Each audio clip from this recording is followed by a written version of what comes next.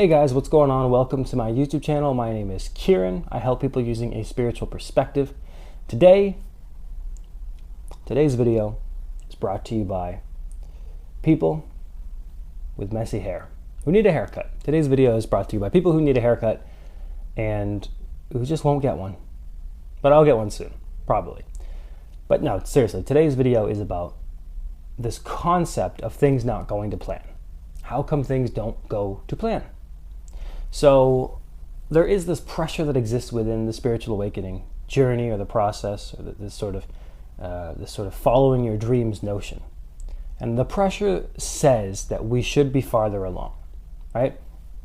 Why is it that people who don't put in the work, or who don't go through the healing journey, or who don't have the same personality, who aren't as good as us, or who worse than us, or their personality's better or worse, or they're mischievous, or they lie, or they just don't care, or they're ignorant or rude, racist, or how come people that have this belief can work, but how come with us, right? There's a lot of comparison. How come with us we can't get what we want?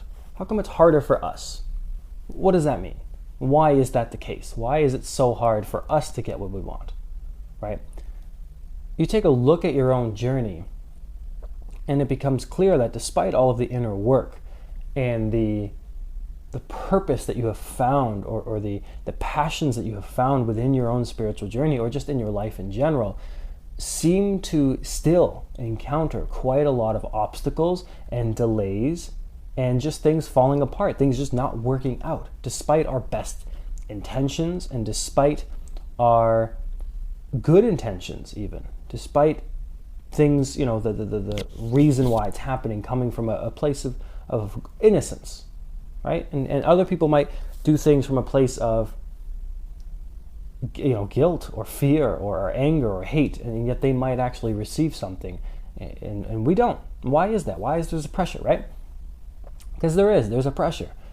I remember being a 21-year-old, and despite the fact that I was doing drugs and that I wasn't in a healthy relationship and that I didn't have really the best friends around me, and that I was just listless and not really, taking anything seriously, there wasn't a pressure. I was just a sort of atheist kid, and nothing really mattered in that sense. There wasn't a lot of pressure for me. Yeah, I wasn't living any kind of life worth talking about. I didn't do anything, even though I had some things I wanted to. I was just too lazy. I just didn't care, and too cynical, too negative. But there was less pressure, and so things actually worked out more smoothly for me a lot of the time. And so you have to bring this awareness into this question, like, why don't things work out? Why do things just not work out for so many of us in this journey? And you have to bring awareness into the idea that, yes, we put a lot of pressure on ourselves. So there is already a lot of pressure. And when we have pressure, what we're talking about here is expectations. We're talking about plans, goals, and expectations. Things that we all believe, mentally at least, are good to have. We have a goal of losing weight. Why is that not a good thing, right? Well, why is that not a good thing to have? We have an expectation that our spiritual journey should go this way or be quicker. Now, on the surface, that doesn't seem like a bad idea, okay? And our ambitions and our desires, those aren't wrong to have, right? We have things we want to accomplish or see in the world. That's not wrong in itself, right? So how come, despite our best intentions, or this knowledge, this knowing of the spiritual journey of our higher self, or being a part of something greater, how come things don't work out? How come things will fall apart? How come all these delays? Why are there so many? How come these things just don't work out in the timing that we want? There's usually a lot of timing and expectations involved, right? You could even take a look at me. There's so much that I do that is involved with following my dreams, right? How come I have a YouTube channel where I try to help people, right? And I do music production, right? I'm a musician. I mean, really, I can only play the keys, but I rap, I try to do vocals, right? I get better every time. I would say I'm a fairly good vocalist. I would say that I'm a pretty good music producer. I'm not the best, but I'll get better. I'll keep getting better. And I write. I have poetry, short stories. I have blogs, and I make short stories, fiction, poetry, and I have books that are published, unpublished. I try to make use of my time, and I try to make use of my energy. And you have a career even, a lot of the time I struggled for work because I was always doing jobs that were not fulfilling, and I just couldn't really do them in the same way that other people could, because I would usually get fired or I'd quit because I just hated them, like Barnes and Noble. I think I quit on the spot, Barnes and Noble. I just told them my dad died, and I just went home. It was like 6 a.m. Such a horrible job. But jobs like that, they just sucked, the energy right out of me. So in Toronto, I have a job as a tour guide. Very scary job. Not like dangerous scary, like someone's going to stab me. I'd be so lucky. But no, dangerous in the sense, or scary in the sense that that is outside my comfort zone, right? But it is actually tailored to my personality. It's just very different. So I have to get used to it. I'm doing sort of a training thing right now, but I'll start leading tours very soon. So it's like a new job that I have. And working to get other jobs or working to maintain money. But the point is I have these expectations because I'm doing it. Hello, higher self. Hello, universe. I'm doing it. Do you know what I mean? You have that idea with this journey. You feel like there is a presence, whether it's your own higher self or a God or a universe or a source. There's this idea that there's something watching, something participating, or you're participating with it. And so you start to have this expectation and this pressure that things should happen quicker, that things should happen overnight, and that we should basically be farther ahead. But yet things fall apart, or things are not happening. And so we have these problems, and usually it involves money. So many of us need money. I'm not any different than anybody else. You talk to anybody on the planet, most people, 90% of people, they need money. And do you think 90% of humans are shitheads who just can't use the law of attraction correctly, or aren't spiritual even if they don't necessarily are going through a spiritual awakening, or don't have something to offer the world, right? That aren't worth or deserve something like that? They don't deserve love, right? We're just talking about money. It could be love. How come they get to fall in a relationship, but he's a cheater, or he does drugs behind her back, and how come we're alone? There's so much comparison that goes on. And these expectations, they don't help because we feel that we deserve something. So we need to ask ourselves a question. We need to really think about this question. What if we didn't have a plan or a goal? What could go wrong? What could go wrong in our life if we didn't have plans? And I want you to think about that, because I'm going to take a drink of water. So you really don't have a choice. And yeah, I could edit that out, but I'm not going to, because I don't care. Because I don't have a plan for these videos. I never do. I don't know what I'm going to say. Sort of like Eckhart Tolle, that most of this sort of just comes from sort of a different place than my brain, I guess. My brain's obviously helping. But the idea here is that when you think about that question, what if we didn't have plans, right? What could go wrong? And plans aren't a bad thing. We think of them, it's good to have a plan. You plan to go do this, and then you can take steps accordingly. Or you have a goal to lose weight, and that's a healthy thing to have, right? And then you start to have expectations with these goals, though. Expectations start to come the moment that you have a goal. And you have a desire. You want to create something. You want to create a song. You want to create a YouTube video. You want to create a place where you can earn money. You want to create a job, or whatever it is. Immediately there's an expectation, because you have to live in the world. And when you live in the world, there are basic needs that need to be met. There are societal needs. There's cultural needs. There's interpersonal needs. There's sort of a wide variety of needs. And a lot of them maybe aren't that important, or maybe they're more social and elements of society rather than something soulful or truthful. Like it's the comparison argument, right? We're comparing ourselves to so many people and so many different journeys that this idea is that our expectation is starting to actually be so high only because of everybody else around us. And yet when you really start to talk to people, regardless of what they're doing or what it looks like on the surface, most people are pretty much going through the same thing. Most people need money. Things are expensive, inflation. Most young people can't afford housing. Most people don't own their own home. Most people can't own their own home. Most Americans and Canadians, and probably in other countries too, don't even have $1,000 in their savings. And the state of the world is what it is. There's wars, there's famine, there's politicians who don't give a shit. There are social issues, there are racial issues, there are tons of things that I could talk about that I cannot really fit all into this video, but you could think of them on your own time, and I know you know what I'm talking about. There's so much that already exists within this world that is already setting us back. And then we have to deal with our own conditioning. Then we have to deal with our mental processes. Then we have to deal with our emotional world. Then we have to deal with the pressure of the spiritual awakening, which is changing us at a rapid rate, but also giving us a high set of expectations for ourselves, because we are saying that we should have this.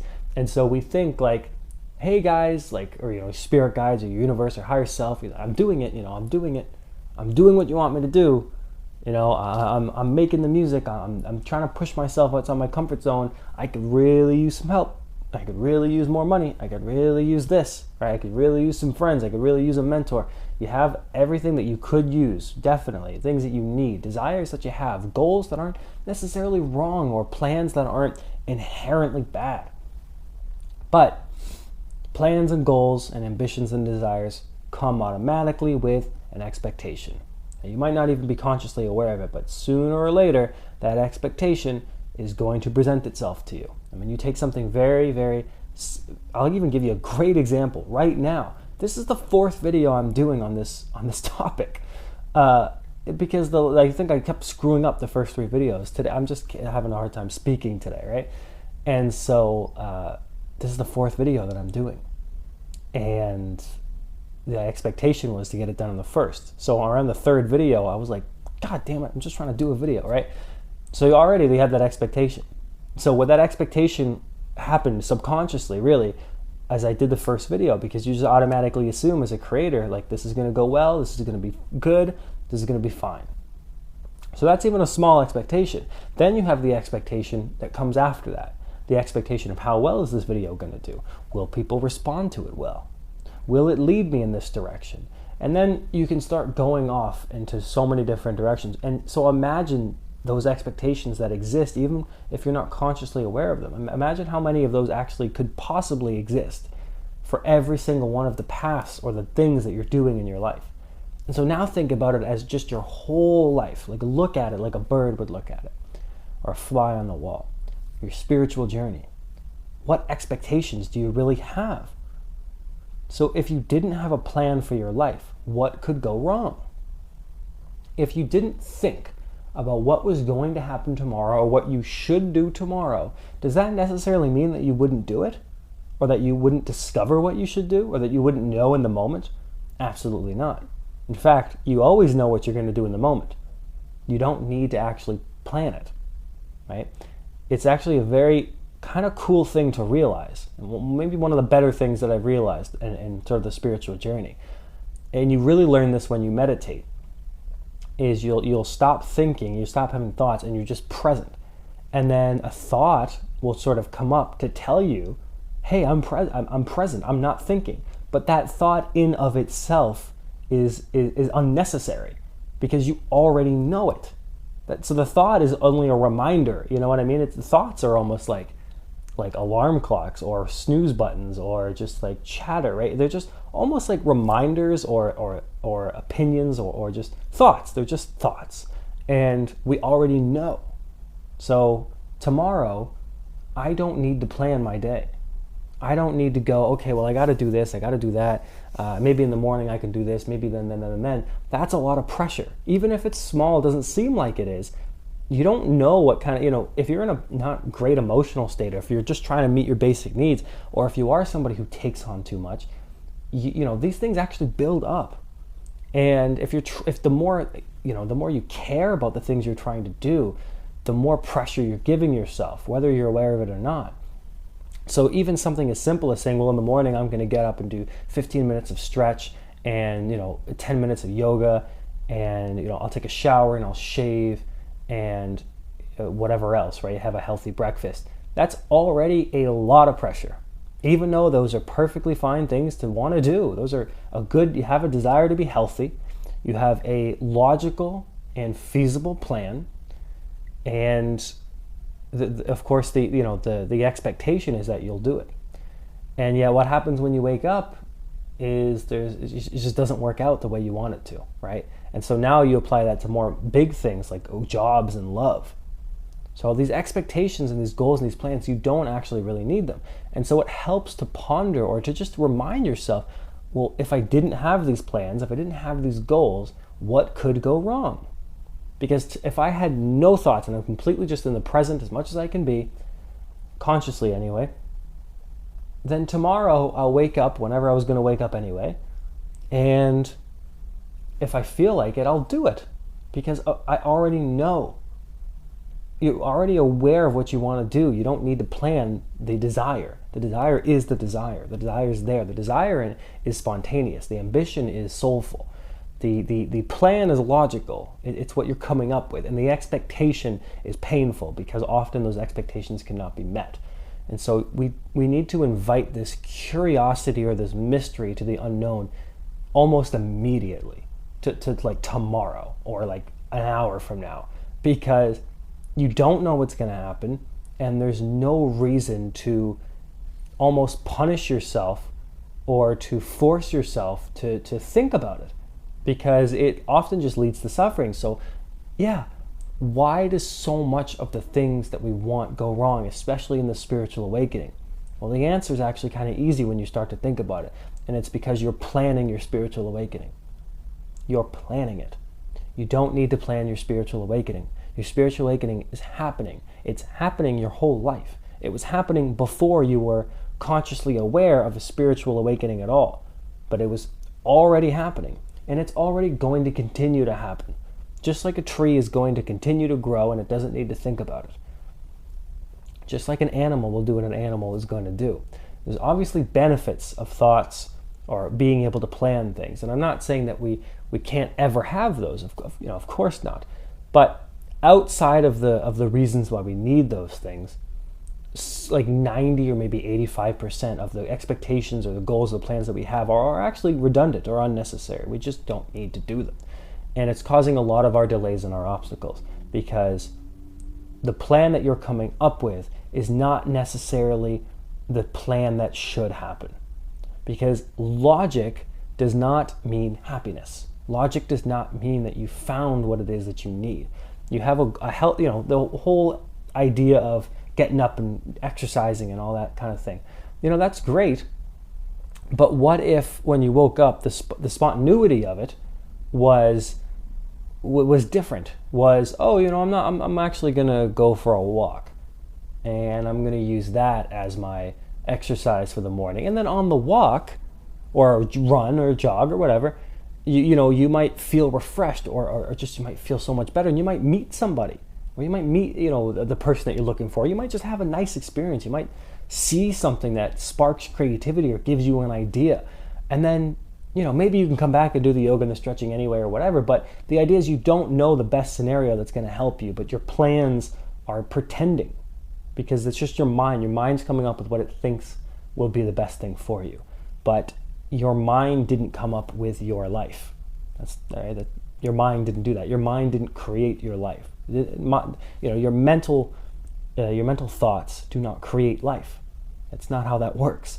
So, you're in life, and life is in you. There's this sort of, this back and forth thing going on here. The duality of it, the oneness of it. But your thoughts are not responsible for other people's lives or your own life. It's responsible for some things, but not that. And so the plans and the goals that we have are not actually the best things for us, not necessarily. And so we need to just remind ourselves that if we really do feel that nothing is working out in the way we want it to, then we should abandon it. We should abandon the plan for our life. We should stop trying to control and plan our spiritual awakening, and then we can stop comparing ourselves, and then we can just see what happens. And of all the great masters and of all the people that I feel are at a better, better maybe not the best word, but at a place that I'd like to be on a spiritual journey, even without talking about it in the way that I am now, they all seem to kind of understand that. They all seem to be reach that place where they don't plan their life, right? That they're not planning their spiritual awakening. They're just letting it happen. Because the things that they're going to do or they want to do are always going to exist anyway. So you don't need to plan for them. They just exist. And so do you.